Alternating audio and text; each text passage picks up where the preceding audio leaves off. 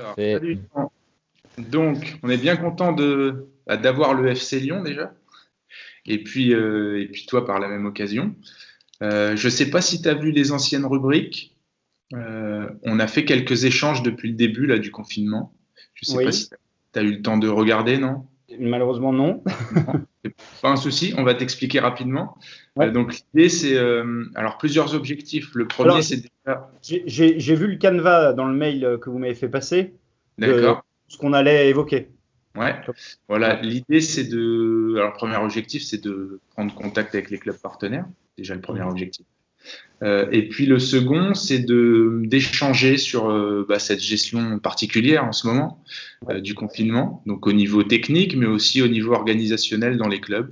Mhm. Euh, voilà, donc échanger ensemble avec Quentin qui m'accompagne et qui est un spécialiste de la communication et du digital. Mhm. Voilà, on sait que pendant cette période, on a beaucoup utilisé la communication et le digital, donc Mhm. son œil d'expert est important. Et puis, voilà, voir aussi au niveau technique, est-ce que les éducateurs sont restés mobilisés, voir si vous avez des idées aussi à proposer aux autres membres du collectif, en fait. Mhm. D'accord. Là, un petit peu l'idée, c'est de l'échange et du partage. Mhm. Ok. Ok. Ok. Dans un premier temps, pour ceux qui nous suivent, c'est de te présenter Ouais. personnellement et puis professionnellement ce que tu fais au club et puis présenter le club aussi. Ok.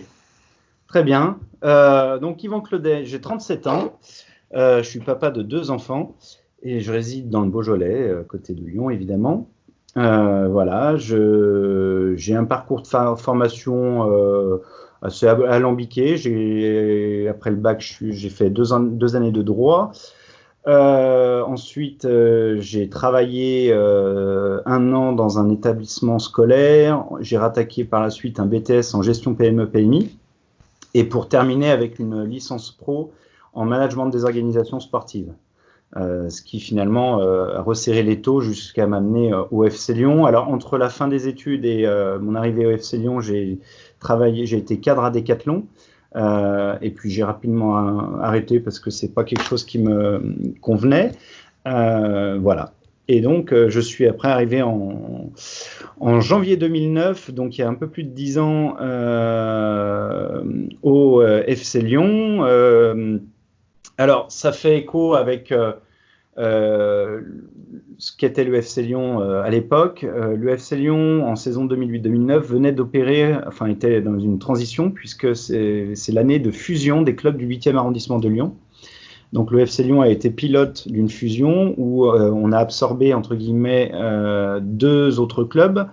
Ce qui fait qu'en l'espace d'un été, on est passé de 350-400 adhérents à 800 adhérents. Voilà.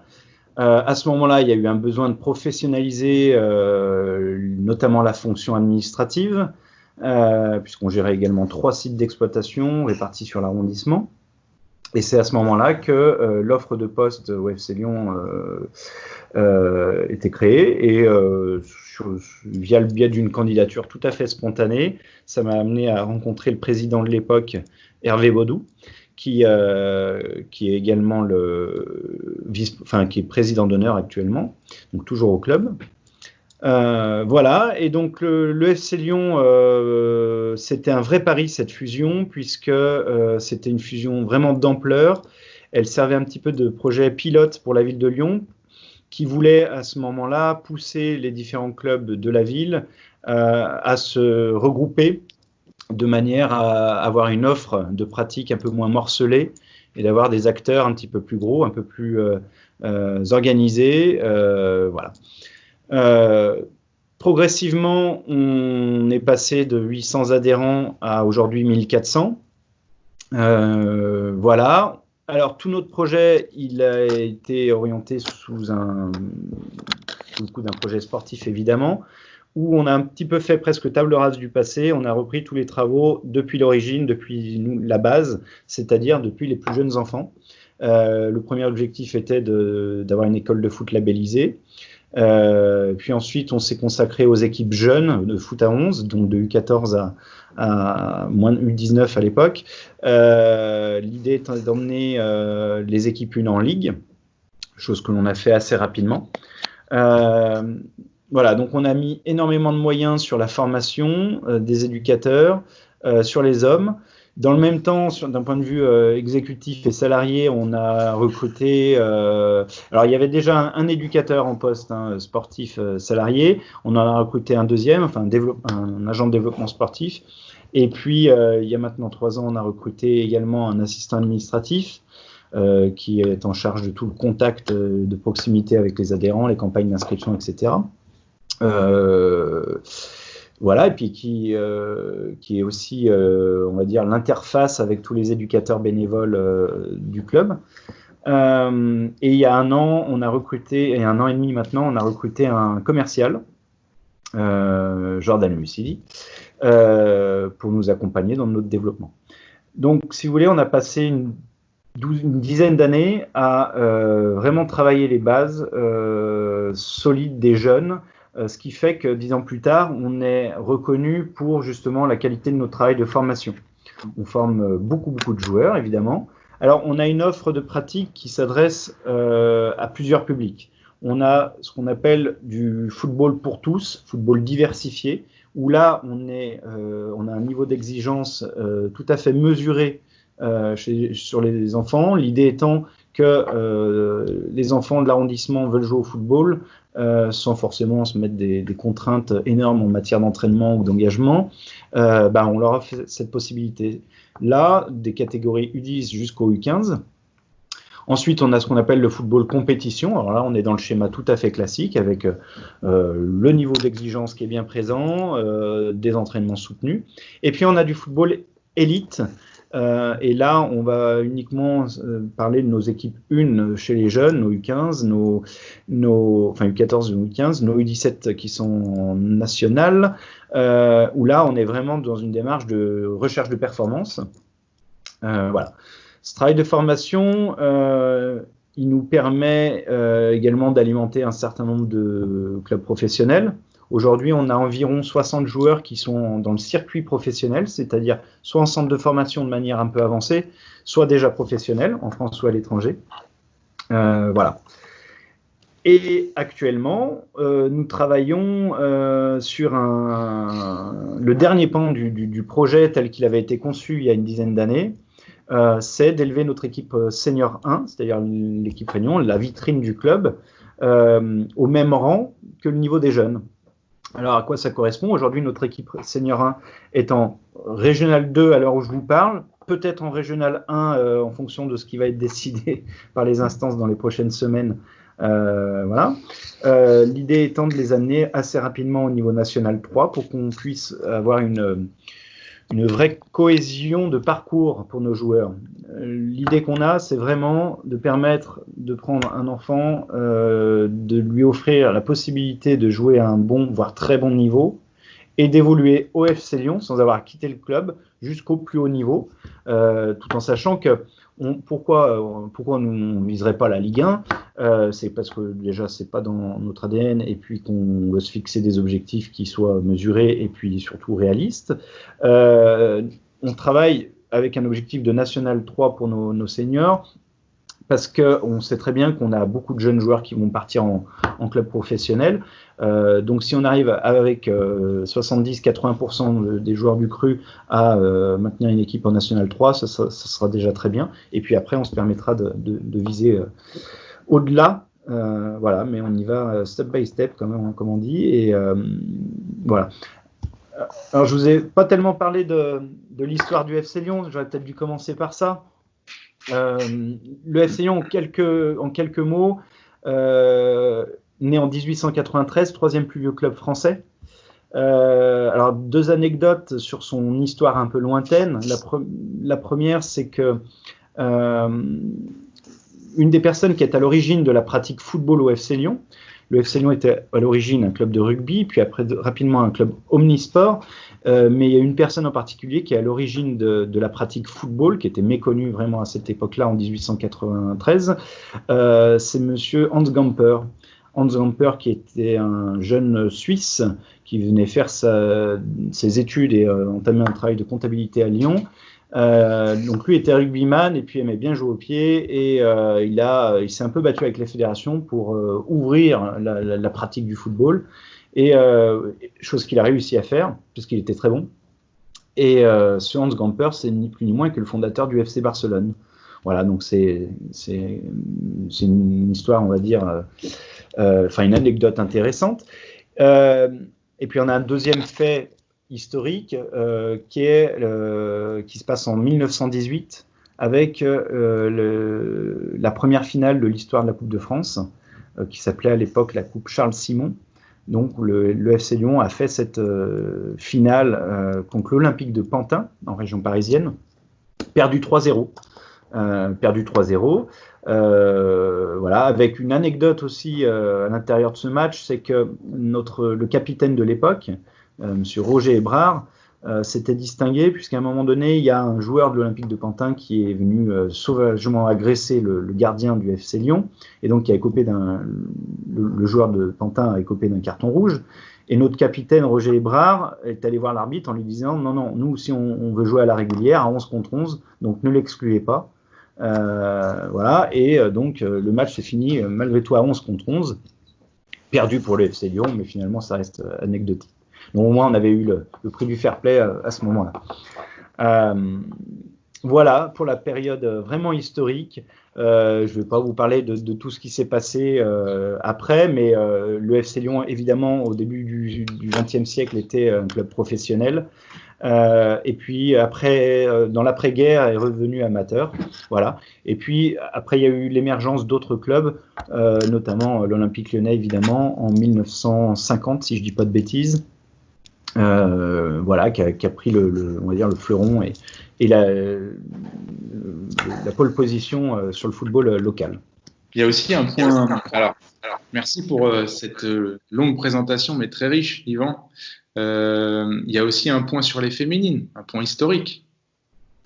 Oui, tout à fait. Alors, presque plus récent dans l'échelle du temps, le FC Lyon, dans les années 90, s'est largement distingué par sa section féminine, et notamment son équipe senior, qui a glané 5 titres de champion de France sous l'ère FC Lyon.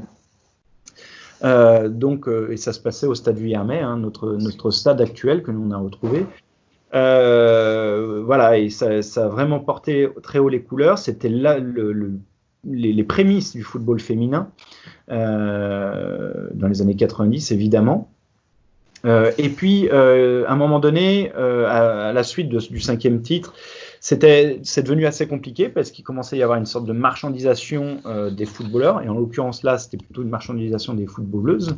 Et il y a eu une scission entre la section féminine et la section masculine. Il y a eu une scission pour maintenir, parce que ça coûtait vraiment cher, il y avait quelques problèmes de trésorerie à l'époque, et pour ne pas mettre en péril la pratique des garçons, il fallait que les sections se séparent. Et c'est à ce moment-là que Paul Piémontez, qui était le président de la section féminine à l'époque, s'est rapproché de Jean-Michel Aulas, qui lui a vu un intérêt tout à fait pertinent de prendre en son sein une équipe féminine. Donc l'équipe féminine du FC Lyon a été transférée, est devenue Olympique Lyonnais féminin, et puis a connu le beau destin qu'on lui connaît toujours aujourd'hui, puisque c'est, je pense pas te dire de bêtises en disant que c'est l'équipe numéro 1 mondiale, ou en tout cas dans le top 3 depuis déjà quelques années. Voilà.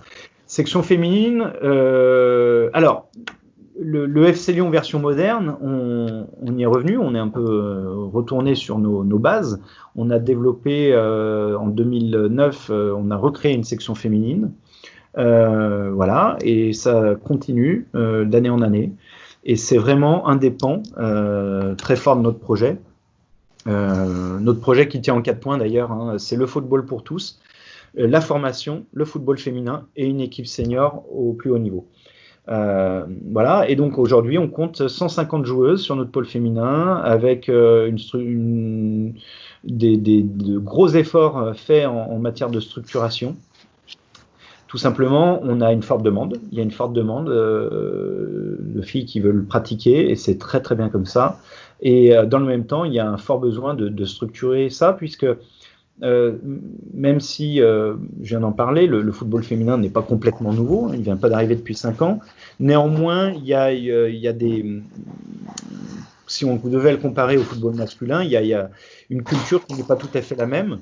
Et donc, charge aux clubs comme le nôtre de s'adapter pour savoir parler, communiquer, échanger avec un public dont on n'a pas l'habitude, c'était un public féminin, et c'est extrêmement enrichissant et c'est surtout extrêmement complémentaire avec la donnée football masculin, on va dire.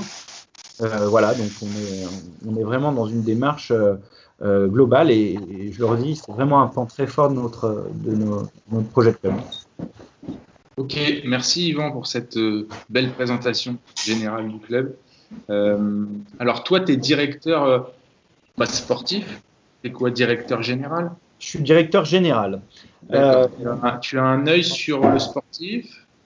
Oui. À la base, tu es éducateur ou pas du tout? Non. Alors, à la base, je ne suis pas éducateur. Je suis simple amoureux de football.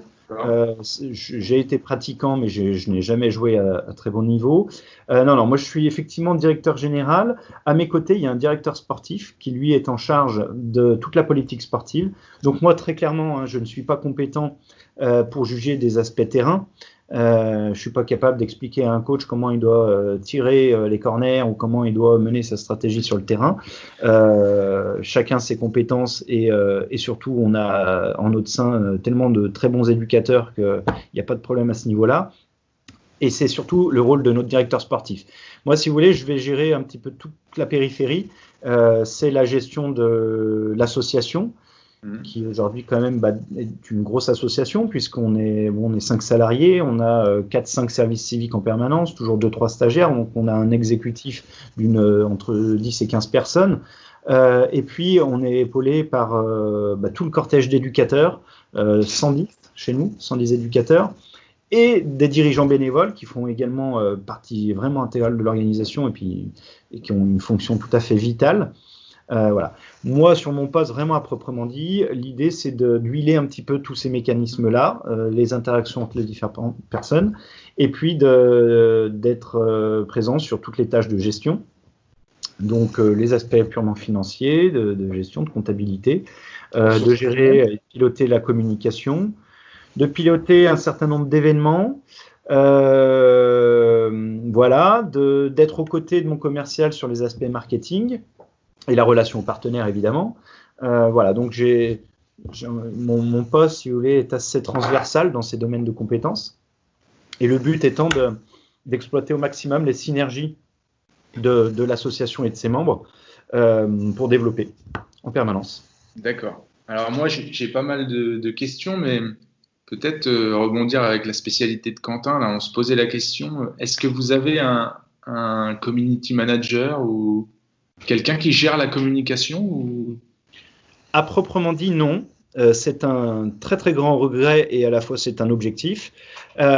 Aujourd'hui, c'est moi qui centralise la ligne de communication et puis c'est de plus en plus moi qui concrètement génère la communication sur les différents outils. On s'est appuyé jusqu'à maintenant régulièrement sur des stagiaires ou des bénévoles ou des services civiques, on a un peu tout essayé. On se rend bien compte que la communication, c'est un métier à part entière, évidemment, ça on en a conscience, avec des compétences tout à fait particulières et ciblées, si on veut être performant et efficient. C'est également extrêmement chronophage, donc ça justifie tout à fait d'une création de poste future. Néanmoins, on ne le fait pas parce qu'aujourd'hui, nos objectifs sont ailleurs et surtout nos moyens dédiés à nos objectifs ne permettent pas la création, mais c'est un objectif à terme de créer un poste de chargé de communication, très clairement. Voilà. Donc aujourd'hui, c'est moi qui développe ça. Alors je m'appuie quand même sur un certain nombre d'acteurs, notamment mon commercial qui, lui, va s'occuper d'une partie de la communication liée à nos partenaires et l'animation du réseau de partenaires. Voilà, mais on n'a encore pas trouvé notre routine de communication dans notre fonctionnement. Donc là j'imagine, Yvan, en t'écoutant parler, là, tu expliqué ton poste, etc. Si on peut faire un premier lien avec le confinement, finalement, tu as eu un rôle très important au sein du club, en fait, sur ces 2 derniers mois. Parce que si c'est toi qui chapeautes un petit peu avec les différentes branches, comment ça s'est passé pour toi? Comment tu as vécu ces 2 mois? Alors, c'est une vaste question, comment on a vécu ces 2 mois.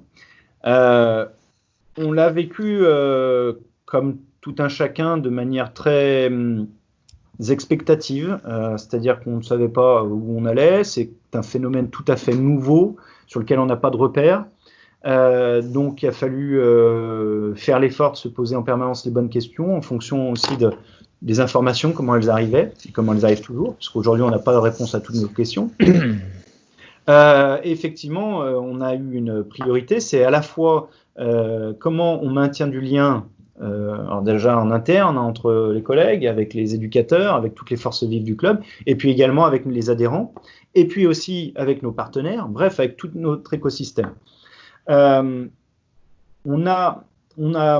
J'ai pas mis en place un réel projet de communication sur cette période-là, parce que déjà au 18 mars, au 16 mars, quand on a eu l'annonce du confinement, on ne savait absolument pas combien de temps ça allait durer. Donc on pouvait se dire ça va durer 15 jours, 3 semaines, et puis après on reprendra tranquillement. Ça c'est un peu étendu, effectivement. Donc on s'est ajusté en permanence. L'idée pour nous, c'était d'avancer sur tout ce qui était possible d'avancer, en sachant que tout ce qui se passe sur le terrain, c'est en stand-by, donc on essaye d'avancer sur le reste. Alors il y a eu un premier travail, très honnêtement, qui a été important et qui était surtout un souci, c'était de se dire, ok, alors quel atterrissage économique cette coupure d'activité va avoir comme conséquence. Donc il a fallu chiffrer les pertes, il a fallu se dire comment on allait compenser tout ça, et puis dans le même temps on a une période où on prépare déjà la saison prochaine, évidemment, donc on est déjà dans la projection sur la saison prochaine. Donc il y a eu vraiment des échanges très réguliers faits avec les principales forces vives, qui sont les collègues, mais évidemment avec le bureau associatif. Voilà. Ensuite, j'ai demandé évidemment à mon directeur sportif, mais il l'a fait de lui-même puisque c'est un très bon professionnel, de garder le lien avec ses éducateurs. On s'est posé la question de comment on faisait pour maintenir du lien avec les joueurs. Alors, on a testé différentes choses. Il y a eu de l'appel, du mail pour savoir comment va la famille, comment va le jeune, etc. Faire remonter s'il y avait des infos spécifiques à avoir. Et puis, on a aussi diffusé un programme sportif quotidien à faire avec des petits exercices, j'ai envie de dire, d'entretien physique, destination de nos adhérents.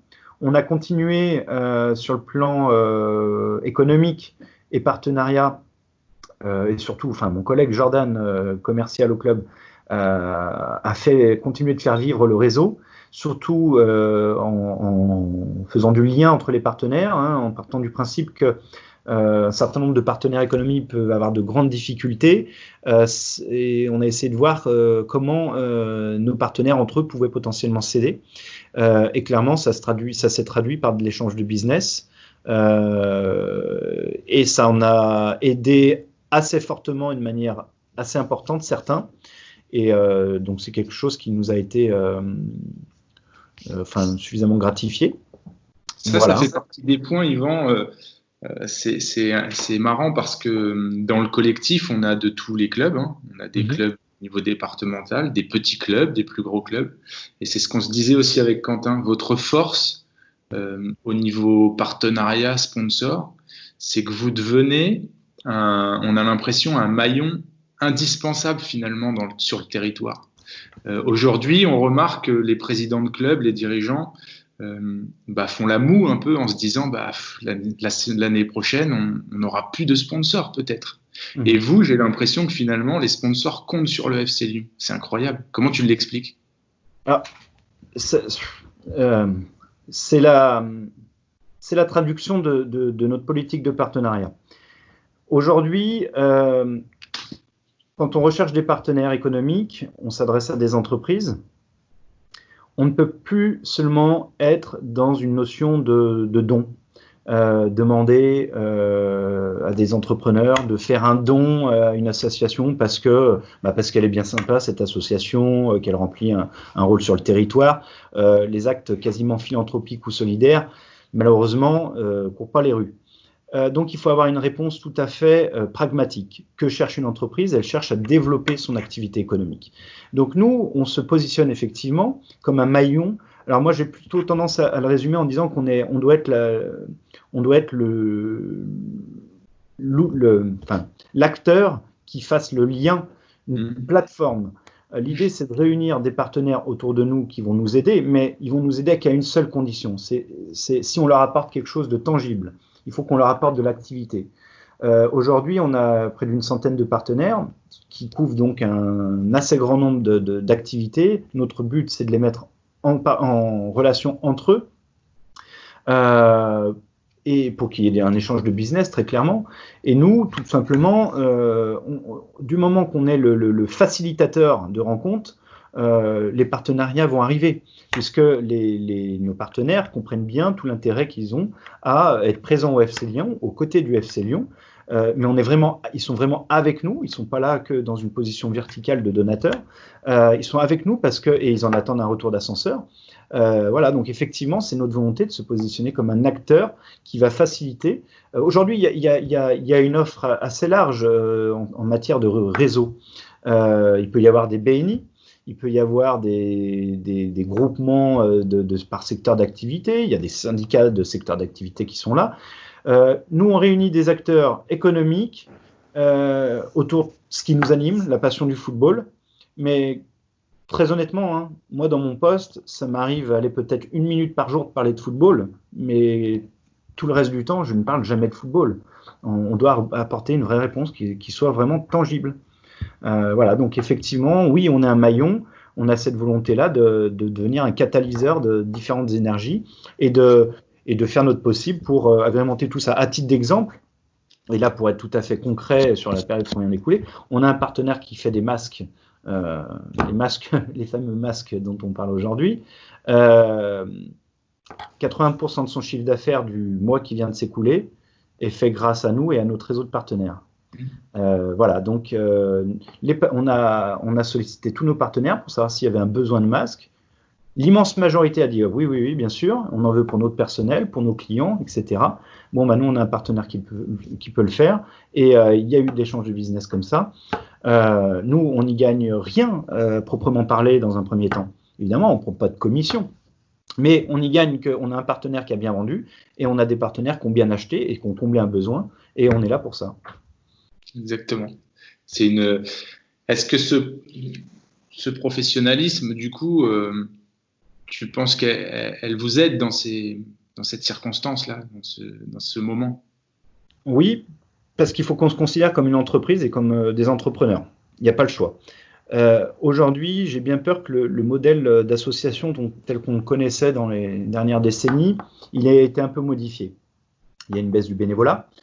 Les adhérents se positionnent de plus en plus comme des clients, ce qui implique que l'association peut avoir tendance à se positionner de plus en plus comme un prestataire de service. Il faut l'avoir en tête.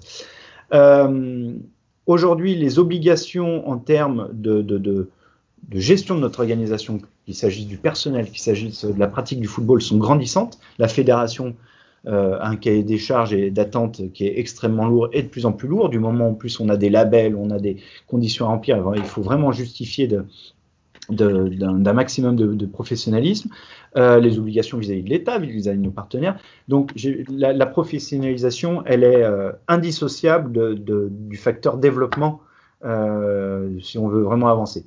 On se positionne comme des entrepreneurs puisqu'on est un petit peu obligé d'agir dans ce sens-là, mais on a quand même un souci que n'a pas chaque entrepreneur, c'est qu'on a la voie associative quand même qui est notre berceau et qu'on doit continuer de faire vivre. Et à titre d'exemple, moi je ne pourrais pas solliciter 140 bénévoles sur 3 jours de 6h du matin à minuit, comme on le fait chaque année au moment de Pâques sur un gros tournoi, si on se positionnait uniquement comme des entrepreneurs. Sinon, j'aurais pas des bénévoles, mais j'aurais des gens que je devrais payer. Aujourd'hui, on arrive à maintenir ça parce qu'on a le souci de l'équilibre de la vie associative. Pour nous, la vie associative, c'est extrêmement fort. Et c'est souvent ce que j'explique à mes collègues et puis à d'autres, c'est que le salarié et donc le professionnel au sein d'une association doit être l'outil, la technique, mais l'outil au service du bénévole. Il ne faut pas l'oublier. Voilà. Donc, bien souvent, on dépasse la simple fonction outil, c'est-à-dire qu'on va être un peu décisionnaire sur un certain nombre de choses, mais on est décisionnaire, on doit être décisionnaire sur la base de la technique. Aujourd'hui, on doit, je vais vous donner un exemple très clair, hein, c'est que là, on se pose la question de comment on va réaliser la campagne d'inscription pour la future saison, qu'on démarre d'habitude au début juin. Et chez nous, 1400 inscriptions, c'est beaucoup de temps, beaucoup de paperasse, etc. Aujourd'hui, moi, je travaille sur la mise en place d'un logiciel, un véritable ERP, hein, qui nous permettrait également de faire des inscriptions en ligne. Donc, ce serait une petite révolution dans notre milieu parce qu'on n'a pas habitué nos adhérents à ça. Voilà. Et ça, c'est le rôle du professionnel que d'essayer de traduire une problématique et d'y répondre avec de véritables outils, des compétences. C'est quelque chose qui fonctionne, ça on le sait. Le fait, tu l'expliques bien, en plus le côté professionnel, et puis ne pas oublier évidemment le côté associatif, mais ne pas avoir peur de parler du côté professionnel, le côté entreprise. Et pourquoi, à ton avis, aujourd'hui, les associations ont encore trop de mal à employer ce terme d'entrepreneur, d'entreprise? Alors, déjà, une association, c'est bien souvent un bien qui se transmet. Alors, la formule, elle n'est peut-être pas très bonne, mais c'est quand même ça. On trouve très peu d'associations dans lesquelles il y a un président qui dure 25 ans. Donc, il y a un turnover.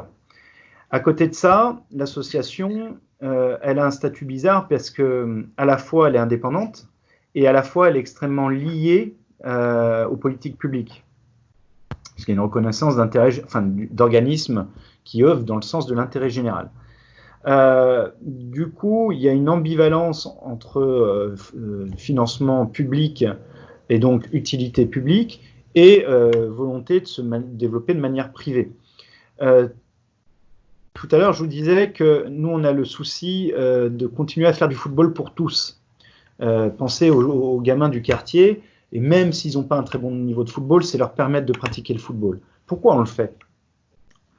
Puisqu'on pourrait se consacrer uniquement au football d'élite et puis voilà, que ce qui fait rêver, que les paillettes, etc. Mais on le fait parce qu'on a cette fibre associative et surtout cette fibre locale qu'on œuvre beaucoup plus largement. Le football n'est qu'un outil pour développer des politiques sociales, solidaires, éducatives, culturelles et je crois que j'ai rien oublié. Donc voilà, donc nous on considère l'outil à côté de ça. Enfin, le football comme un outil, pardon. Aujourd'hui, pourquoi un certain nombre d'associations ont du mal à passer le cap ? Parce que ça coûte, parce que c'est engageant. Un président bénévole qui décide d'employer un salarié, c'est une vraie responsabilité, hein, parce qu'un salarié, c'est pas, on fait pas ce qu'on veut avec, et voilà. Mais effectivement, il y a beaucoup d'associations sont frileuses parce qu'elles n'ont pas forcément un projet qui les mène à long terme. Nous, notre force, j'estime qu'une de nos forces, ça a été, il y a 10 ans, d'avoir un projet à 12-15 ans. Une ligne de mire, des étapes. C'est ce que j'allais te dire. Est-ce que finalement, une des clés, c'est pas le regroupement ? Tu parlais de fusion tout à l'heure. Ouais. On a parlé de l'histoire du club, évidemment, l'histoire, elle est géniale. Mais finalement, un des points clés, j'ai l'impression, sur le FC Lyon, c'est 2008-2009, au moment où finalement, vous prenez la décision de fusionner et de devenir une grosse entité. Oui, absolument. Absolument. Alors, ça a été très, très décrié à l'époque. Hein. Tout le monde nous voyait, nous cassait tous la gueule. Et puis, finalement, on a surpris un peu tout le monde parce que on est un des modèles de fusion les plus réussis de France. Alors, c'est pas moi qui le dis, c'est la fédération qui nous prend souvent pour exemple. Et du coup, on est assez régulièrement sollicité sur comment on s'y est pris, etc. Mais effectivement, la fusion, regrouper des moyens, c'est optimiser. Aujourd'hui, la réflexion de la ville de Lyon à l'époque, c'était de se dire, mais comment je vais faire? J'ai 9 arrondissements, sur chacun de mes arrondissements, j'ai quasiment 2 clubs de foot, j'ai 18 clubs de foot au sein de ma ville de Lyon, et il y en a qui se touchent, ils sont à 100 mètres de distance. Est-ce que ça a du sens? Non, ça n'a pas de sens. Ne vaut-il pas mieux qu'on regroupe des centaines d'adhérents ensemble, et puis qu'on permette à l'association d'embaucher quelqu'un, un professionnel au service de l'association, mais qui va œuvrer dans le sens du rassemblement et puis surtout de l'optimisation des différentes problématiques, parce que tous les clubs de football ont les mêmes problématiques, qu'il s'agisse de ressources humaines, bénévoles ou salariés, de matériel, de stades, de lieux de rassemblement, de savoir-faire, etc. Donc, en se regroupant, bien souvent, on est plus fort. Néanmoins, c'est pas sans difficulté. Il y a les esprits de clocher à combattre les premiers temps. Il y a les sentiments d'appartenance et culturels à combattre. Mais en y allant en douceur, de manière méthodique et surtout en y allant avec une véritable justesse de projet, personne ne peut nous contredire. Donc si on arrive à rassembler tout le monde autour d'un projet, les esprits de clocher disparaissent. Moi, j'estime que en 50 ans, on a annihilé complètement les états d'esprit d'appartenance d'anciens clubs. C'est-à-dire que les gamins qui nous ont rejoints, la première année, parlaient encore, même en prononçant le nom de leur ancien club. Et puis tout ça a duré 5 ans. Et aujourd'hui, on a annihilé ça. Pourquoi? Parce qu'on avait un projet béton. Et bon, qu'on a par chance, mais pas que par chance, on s'est donné les moyens, qu'on a mené à bien. On a validé chaque étape, même pour certaines avec beaucoup d'avance, ce qui fait qu'on a eu l'adhésion. On a eu l'adhésion, et donc on a prouvé à tout le monde que c'était plus intéressant. Alors, j'apporterai une nuance. La notion d'économie d'échelle dans les fusions n'est pas du tout une évidence. Elle n'est pas du tout une évidence, puisque quand on fusionne des clubs, on complexifie quand même l'approche club et on complexifie son organisation. Bien souvent, les personnels qu'on va mettre à disposition vont gérer cette complexification, mais avant qu'elle n'apporte une réelle plus-value, c'est-à-dire qu'avant qu'on se dise avant mon club m'apportait ça et maintenant il ne me l'apporte plus, ou maintenant avant mon porte ne m'apportait pas tel service et maintenant il me procure, il se passe quand même du temps. Voilà. Et après, j'ai envie de dire comme partout, c'est valable dans toutes les boîtes, on est très dépendant des hommes et des femmes à qui on confie les rênes. On peut bien tomber, on peut tomber un peu plus mal, c'est pas toujours évident. Mais je pense qu'il faut vraiment se reposer sur la méthode, les compétences, les outils en permanence. À un moment donné, moi, c'est ce que je dis à chacun de mes collaborateurs, c'est que nous sommes l'outil du bénévole, mais moi, mon job, c'est de mettre en place des outils qui vont les rendre encore plus décisionnaires. Et plus je mets des outils d'automatisation, etc., moins j'aurai de travail à faire et mieux ça m'ira finalement. Et ça me permettra surtout de me projeter sur d'autres projets d'innovation ou de développement. J'ai l'impression qu'il y a beaucoup de... C'est marrant parce qu'il y a beaucoup de choses qui sont liées à la communication. Moi, je travaille dans la communication digitale. Et ce que je dis souvent à mes clients, c'est d'être patient et de se fixer des bons objectifs. Oui. Des objectifs atteignables. J'ai l'impression que c'est exactement ce que tu fais avec le FC Lyon. Et que c'est la problématique justement de plein de clubs de ne pas savoir se fixer d'objectifs, de vouloir aller trop vite justement. Soit aller trop vite. Alors, vous savez, on a une autre particularité au FC Lyon. C'est que on est le 3e plus gros club de France à l'heure actuelle. À notre tête, nous n'avions pas, sur les 12 dernières années, et nous n'avons toujours pas actuellement, un président qui est un grand chef d'entreprise et qui apporte une enveloppe au club. Chez nous, ça n'existe pas. C'est-à-dire, on remarque quand même que si on prend la vingtaine de clubs majeurs de notre région, à leur tête, il y a quand même souvent un président qui est un grand chef d'entreprise, alors soit qui met un peu de sa poche ou de sa boîte, etc., ou alors qui mouille ses partenaires économiques. Et j'ai envie de dire, les dizaines de milliers d'euros de sponsoring arrivent sans forcément avoir fait un vrai travail de commercial. Nous, on n'a pas cette particularité. Notre président actuel est un chef d'entreprise, mais d'une petite PME. Voilà. Notre ancien président Hervé Baudou était retraité, était cadre technicien. Donc on a dû se développer autrement. On n'avait pas le choix. On a dû se développer autrement. Donc on a dû savoir ce qu'était le commerce. Et mettre en place des stratégies, mais vraiment comme des entrepreneurs, quoi. Comme des entrepreneurs.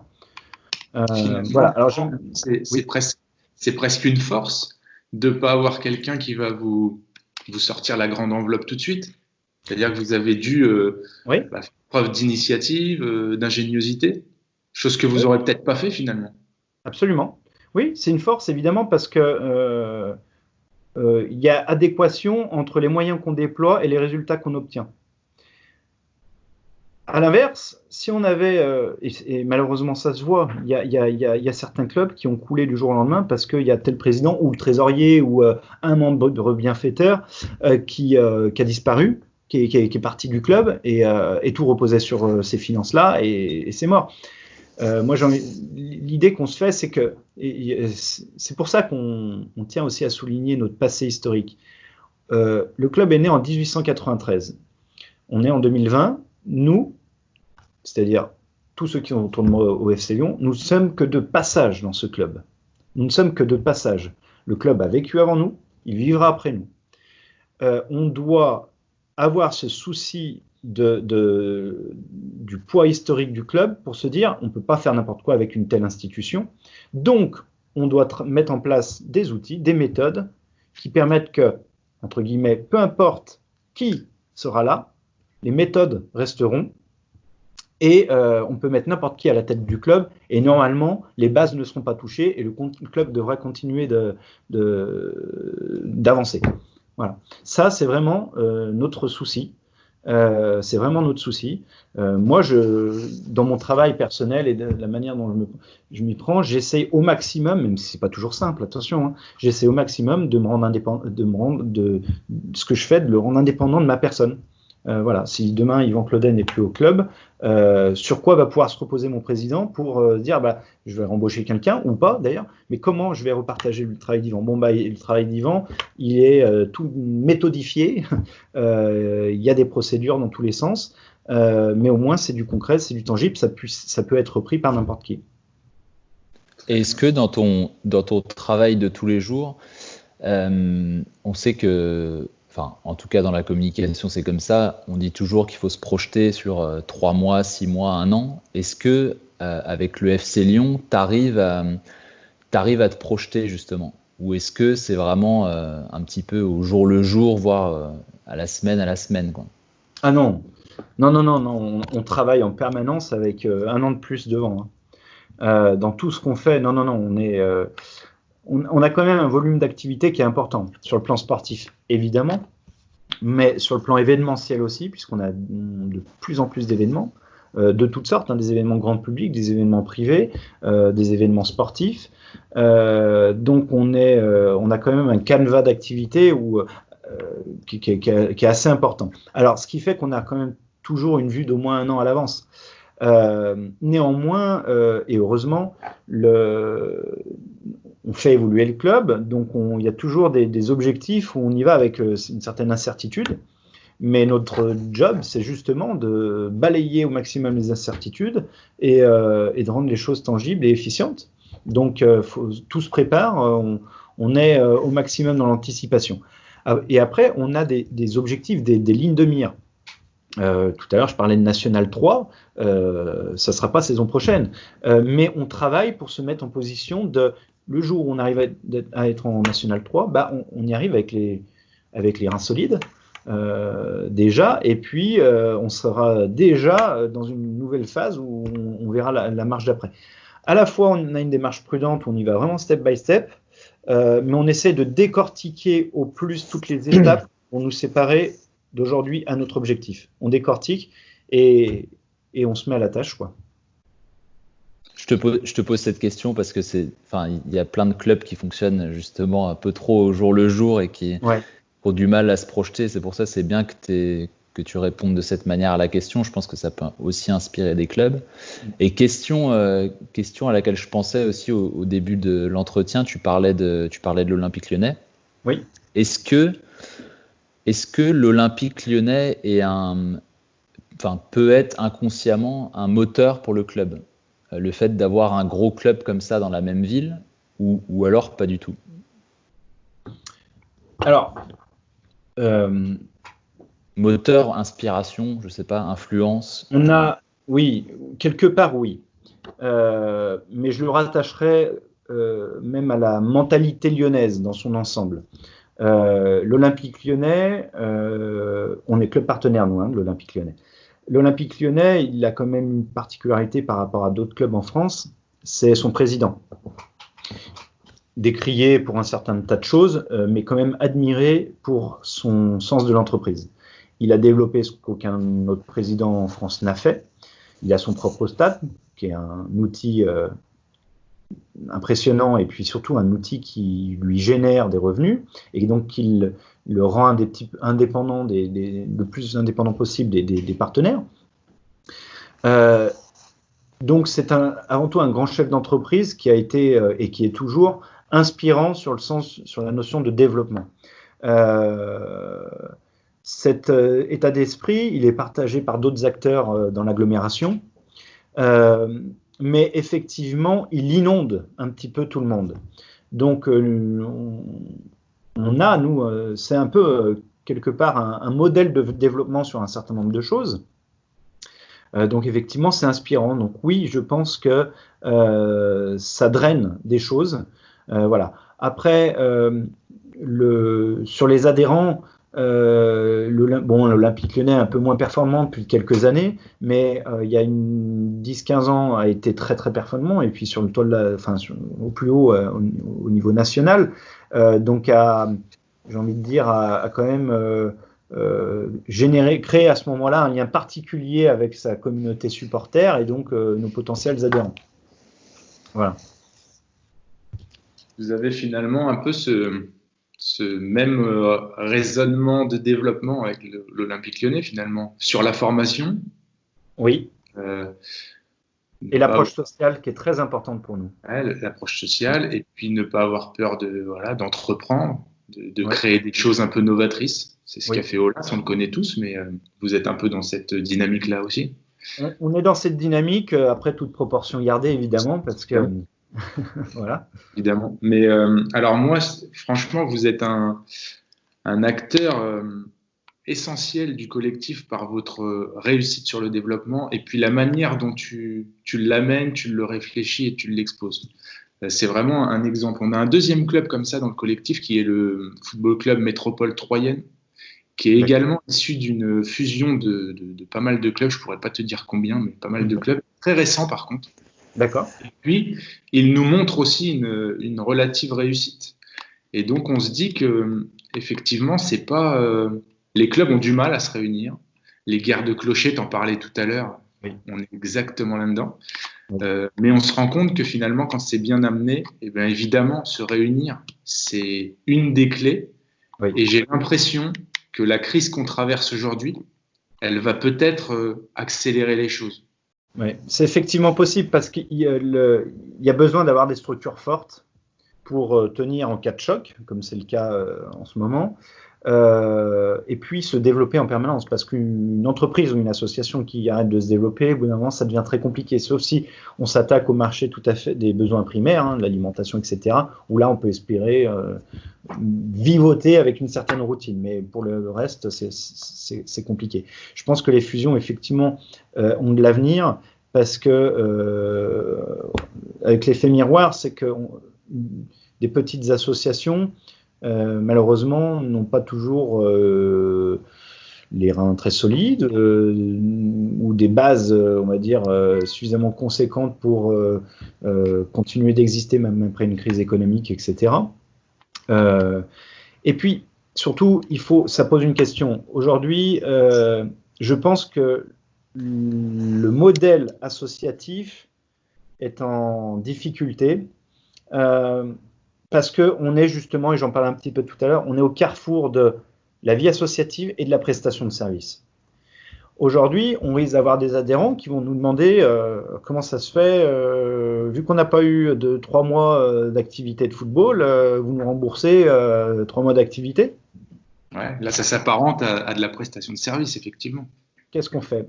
À la fois, j'entends qu'on puisse nous poser cette question parce que ça s'apparente à de la prestation de service, et dans le même temps, j'aurais plein de choses à leur répondre en leur disant, mais attendez, on ne peut pas, puisque nos finances sont déjà au ras des pâquerettes, etc.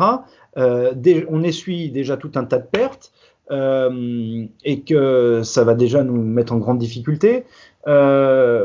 Et bon, enfin, il y a un tas de raisons pour lesquelles on pourrait dire qu'on ne peut pas. Et puis l'adhésion à une association, pour l'instant, l'adhésion à une association, c'est pas justement une prestation. On ne paye pas une prestation. On ne paye pas le fait d'avoir 3 séances par semaine pendant 40 semaines. C'est pas ça une association. Alors, c'est pas ça. Pour un certain nombre de personnes, ça s'y apparente. Oui. Et il faut savoir entendre ce rapport-là.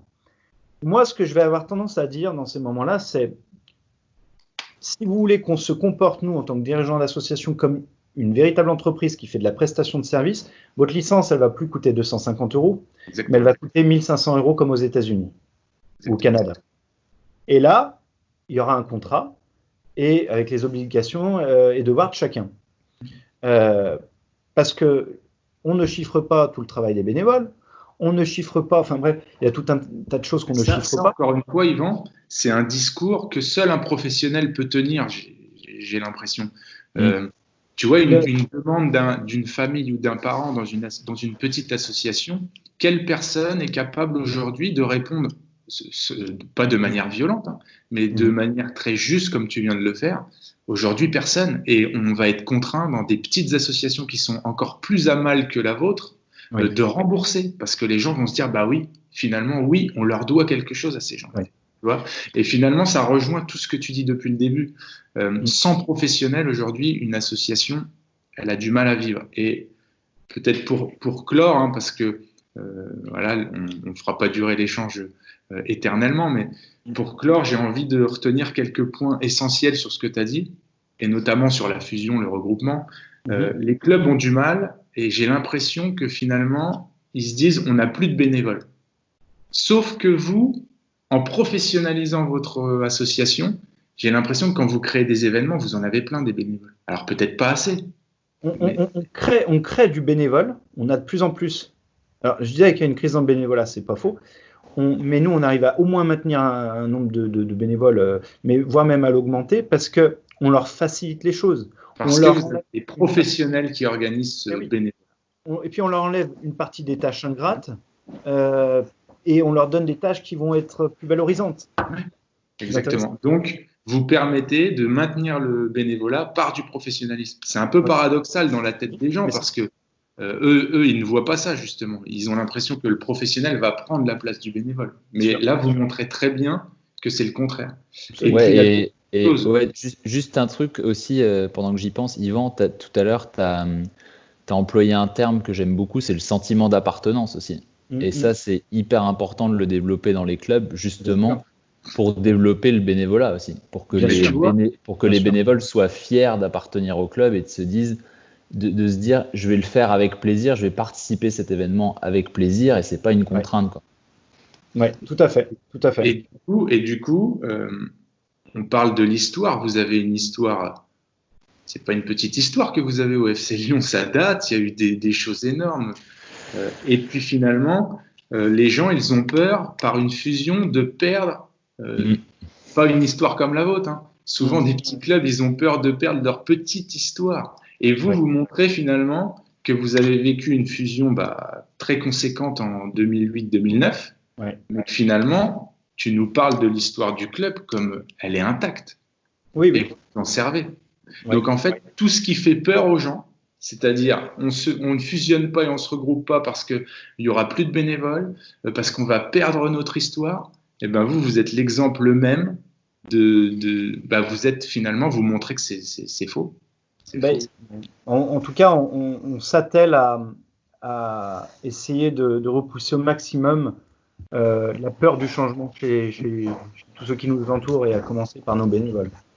Exactement. C'est un très bel exemple pour la suite. J'espère que ça pourrait faire réfléchir pas mal de clubs, pas mal de dirigeants et à se dire, ouais, peut-être même à prendre contact avec vous dans le collectif, à se dire, il y a un super truc qui se fait au FC Lyon, j'ai envie d'échanger avec quelqu'un. Je suis intervenu au mois de décembre, je crois, dans une réunion des clubs de Salaise et Rhodia qui vont fusionner. Là, ça y est, la fusion, je crois, est officielle. Et puis surtout, j'ai beaucoup échangé avec leur président qui m'a sollicité pour savoir comment on avait fait, etc. Puis qui m'a posé des questions tout à fait concrètes.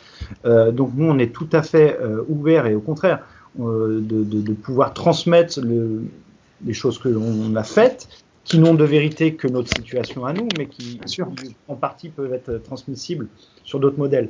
Donc évidemment, je crois que de toute façon, c'est pareil, on est dans une économie où on doit être dans une économie de partage, parce que c'est tous ensemble qu'on va se renforcer, et puis que demain, le message des clubs amateurs passera mieux, parce que ce seront des clubs plus costauds, et donc qui pourront avoir du poids, que ce soit vis-à-vis des collectivités, que ce soit vis-à-vis de la fédération, et c'est souvent ce que l'on reproche, c'est que les clubs ne pèsent pas dans les décisions de la fédération, etc. Donc, mais c'est, voilà, donc oui, nous, on est tout à fait... C'est un peu l'idée du collectif club aussi, le fait d'être forcément plus fort parce qu'on est plus nombreux et on réfléchit à plusieurs et on développe d'autres compétences, on profite des connaissances des autres, et c'est un peu l'idée. Et vous, ça fait pas longtemps qu'on travaille entre guillemets ensemble, mais il y a déjà des belles choses. Vous avez déjà accueilli un partenaire canadien il n'y a pas si longtemps que ça. Ouais, ça s'était très très bien passé. On a eu de super retours. On devait avoir un partenaire américain au mois de juin, mais ça n'aura pas lieu, peut-être l'année prochaine. C'est autant de projets qu'on va surdimensionner pour l'année prochaine. Ouais. Donc voilà, plein de belles choses encore à venir. Merci Yvan en tout cas. Merci à vous. Merci beaucoup Yvan. Et puis on suivra de près la suite des événements au FC Lyon. Avec grand plaisir. À très bientôt. À bientôt. À bientôt. Ciao.